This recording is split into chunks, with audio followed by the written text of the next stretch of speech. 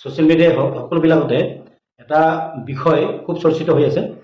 এইটো হ'ল ৰাইজ সাহায্যযুক্ত ঋণৰ কেলেংকাৰীত মন্ত্ৰী বিধায়কৰ পত্নী বা মন্ত্ৰী বিধায়কৰ নাম সাঙুৰ খাই গৈছে। আৰু এই বিষয়ত সাংবাদিকৰ প্ৰশ্নৰ উত্তৰতে হওক বা ৰাইজৰ প্ৰশ্নৰ উত্তৰতে হওক মাননীয় মুখ্যমন্ত্ৰী মহোদয় ডক্টৰ হিমন্ত বিশ্ব শৰ্মা মহোদয়ে এদিন এটা উক্তি তেখেতৰ উক্তি এটা আমি বিশেষভাৱে লক্ষ্য কৰিছোঁ।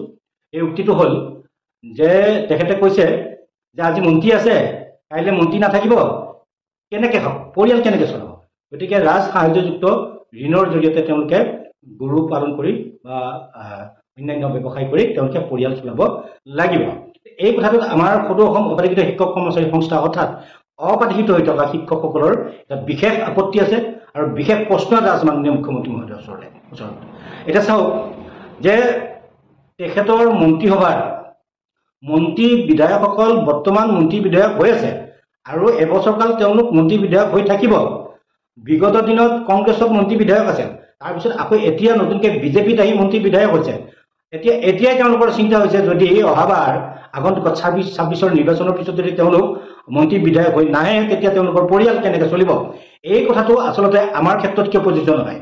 আমি মাননীয় মুখ্যমন্ত্ৰী মহোদয় হিমন্ত বিশ্ব শৰ্মাক আমি সুধিব বিচাৰিছোঁ, সদৌ অসম অপাধিকৃত শিক্ষক কৰ্মচাৰী সংস্থাৰ পৰা তেখেতৰ ওচৰত প্ৰশ্ন যে তেখেতৰ মন্ত্ৰীসভাৰ বিধায়ক বা মন্ত্ৰীবিলাকে মন্ত্ৰী হৈ থাকোঁতেই অথচ তেওঁলোকে পেঞ্চনো পাব, তাৰপিছতো তেওঁলোকৰ পৰিয়ালটো কেনেকৈ চলিব এই কথাটো চিন্তা হৈছে।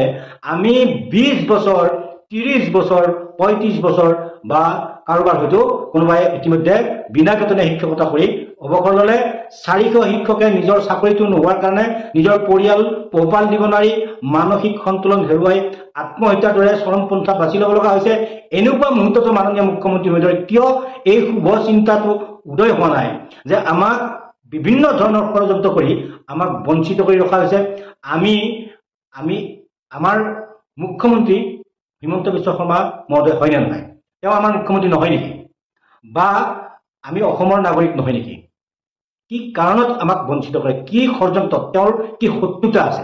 ২০২২ চনতে আমাৰ লগত আলোচনা কৰিছিল আৰু ২০২২ চনৰ পৰা এতিয়া তেখেতৰ কাৰ্যকালৰ মুখ্যমন্ত্ৰীত্বৰ কাৰ্যকালৰ শেষ, চৰকাৰী কাৰ্যকাল শেষ হ'ব এতিয়া চৰকাৰৰ। এতিয়া জানুৱাৰী মাহত অৰ্থাৎ শেষৰ বছৰৰ জানুৱাৰী মাহত তেখেতে পানীশীকৰণ কৰিম বুলি কৈ আজি ছমাহ হ'ল এই পানীশীকৰণৰ বিষয়টোৰ কোনো 1% কোনো গতি লোৱা নাই। বিভাগীয়ভাৱে কোনো কাৰ্যকৰী ব্যৱস্থা এতিয়ালৈকে হাতত লোৱা নাই। তেওঁ কেৱল মুঠতে পঞ্চায়ত নিৰ্বাচনৰ আগত আমাক আকৌ ৰাইজৰ আগত প্ৰতিখন পঞ্চায়ত নিৰ্বাচনৰ ভাষণত তেখেতে এই পানীশীকৰণৰ বিষয়টো ক'লে ৪-৫বাৰতকৈ অধিক লাইভ যোগে ক'লে, কিন্তু এই কথাবিলাক কেৱল কথাৰ মাজতে সীমাবদ্ধ হৈ আছে। এই প্ৰতিশ্ৰুতিবিলাক কেৱল প্ৰতিশ্ৰুতি হৈ আছে, এতিয়ালৈকে কিন্তু কাৰ্যকৰী ব্যৱস্থা আকৌ হাতত লোৱা নাই। কিয় কৰা নাই? এইটোতো কৰিব পাৰে তেওঁলোকৰ মন্ত্ৰিত্ব থকাৰ পিছতো, মন্ত্ৰী হৈ থকাৰ পিছতো মন্ত্ৰিত্ব নাথাকিলে কি খাব এইটো চিন্তা হৈছে।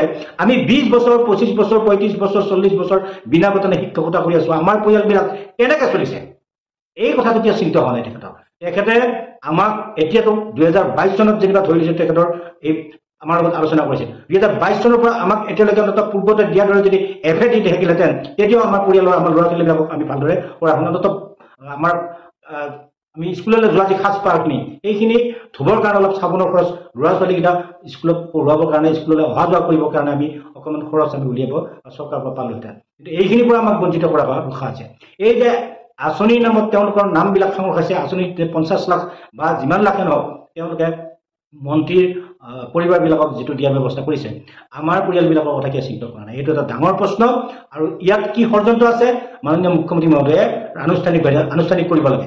অন্যহাতে তেখেতে ২০২২ চনতে আমাৰ লগত আলোচনা কৰিলে, ইমান দিন আমাৰ পৰা কিয় এটা নিৰ্দিষ্ট দূৰত্বত তেখেতে অৱস্থান কৰি আছে। আজিৰ তাৰিখতো তেখেতে আমি ইমান আবেদন নিবেদন কৰাৰ পিছতো আমাৰ লগত প্ৰত্যক্ষভাৱে আলোচনা কৰিবৰ কাৰণে তেখেতৰ দুৰ্বলতাটো ক'ত এই কথাটো আমি চিন্তা কৰি আমি পাৰ নাপাওঁ। গতিকে মুখ্যমন্ত্ৰী মহোদয়ক আমি কৈছোঁ, তেখেতে যেনেদৰে মন্ত্ৰীসভাৰ মন্ত্ৰী বিধায়কসকলৰ কথা চিন্তা কৰিছে, মন্ত্ৰী বিধায়কৰ পৰিয়ালৰ কথা চিন্তা কৰিছে, তেওঁলোকে এটা বৃহৎ অংকত পেঞ্চন পাব।